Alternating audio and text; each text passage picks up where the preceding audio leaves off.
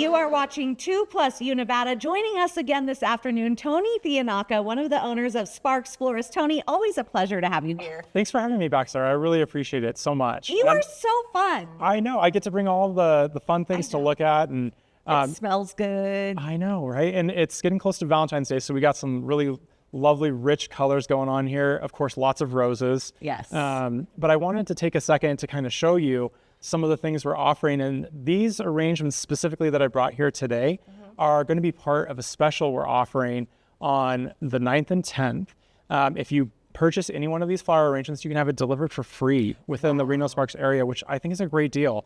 So we really wanted to take the opportunity to encourage people to send flowers to your loved ones early. And you could say something on the card like, I just couldn't wait until the 14th, which is always a winner. Right. But most people, at you. I know. You must be It's like I know these things. But no, so I mean, it's great because then everybody in the office gets to see, and you know, your loved one gets to be that special person that receives it nice and early. That's awesome. And I love the free delivery, and I love the variations of these beautiful arrangements that you have. Like, this is a beautiful bouquet, but I love the shape of this. I know. So when we're trying to develop and design these arrangements, we really are trying to think about where they're going to be going. And a lot of these are going to offices. And a lot of times people don't have a lot of room on their desk.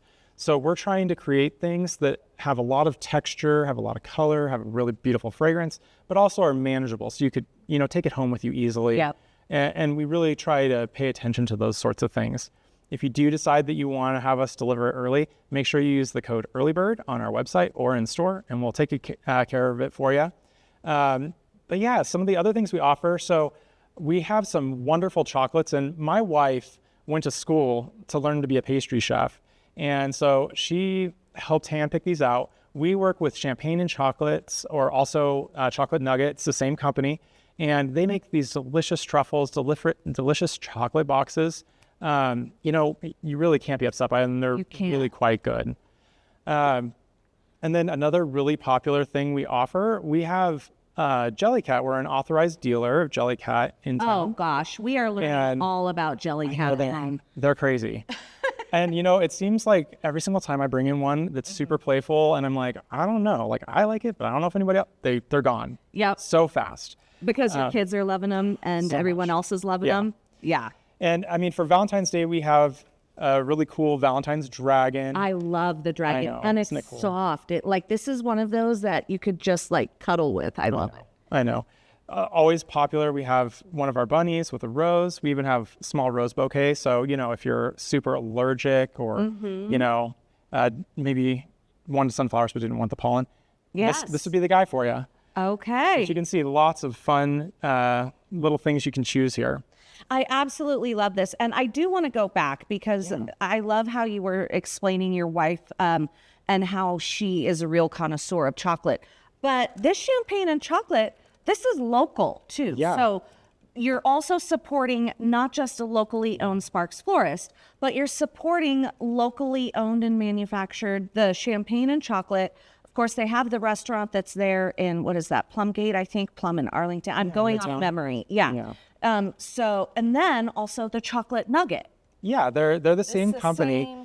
And they hand make all of their chocolates. So they don't actually use like the classic machines to form everything. They make it by hand. And that really takes a bit of artisan work and really a lot of knowledge. So we really appreciate the quality. And what we strive for in our business is to really produce quality materials for people. So that's why we're showing you all these different things, all the beautiful flowers. We're picking from the best farms, best chocolate we can possibly get, some of the best little accessories. Speaking of the best and the best farms and providing the best flowers, you're going to teach us how to tell if a rose is on the verge of dying or if it's fresh. Yeah, I think a lot of times people have a misconception. They'll look at a rose and they'll see it really open and they'll wonder like, okay, well, how old is that rose, right? Well, a really easy test is I want you to go ahead and look at this rose. This is called a Freedom Rose. Okay. And if you just gently squeeze it down here towards the base of the petals. Okay. And feel how firm that is. Oh, yeah. So now I brought another rose. This one, I've actually had it out for a bit, for a couple of days out of the cooler. And really in preparation for our Oh, you can feel it's wilty. Well, it's open. The petal structure is actually opened up.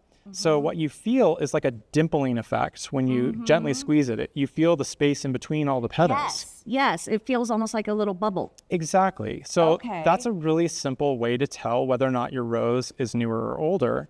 And then this feels like you're almost like pinching a grape. Yeah, If that's a better way. Like Exactly. it's like you're pinching It's more solid, a more firm. grape, right? And then this, it feels like more like a raspberry. You know what I mean? Yeah, Like a little exactly, bit soft, like just to exactly. try and get get you people an at idea. home to understand what I'm feeling difference. Yeah, and what's interesting about each of these roses, every single rose variety is developed, by scientists. They actually build out, millions of different cultivars, and then they whittle them down to just a few that they actually put to market. And they try to breed them based upon different characteristics. So some of those characteristics are having lots of petals, being very fragrant, having a lot of color, or even being disease resistant. So depending on how you change the DNA of the flower, some of these characteristics become more prominent or less prominent. And so like the classic Freedom Rose is a really good performer, although they don't open super wide. They actually stay relatively closed. And that's one of the features, one of the characteristics they've bred upon. Okay. Whereas when we look at this soft pink rose, it's called a Ragazza, they tend to open up a lot more. And so they become a lot more open relatively fast. Oh, wow. And Okay. so if we leave it outside of a cooler, you'll get this sort of effect.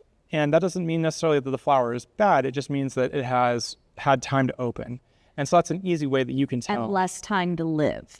Well, yeah, exactly. So when we put flowers in a cooler, we're essentially putting them in stasis. So that way they can survive longer in your home because their metabolic systems all but stop once we put them in a cooler, assuming that it's in the right temperature range.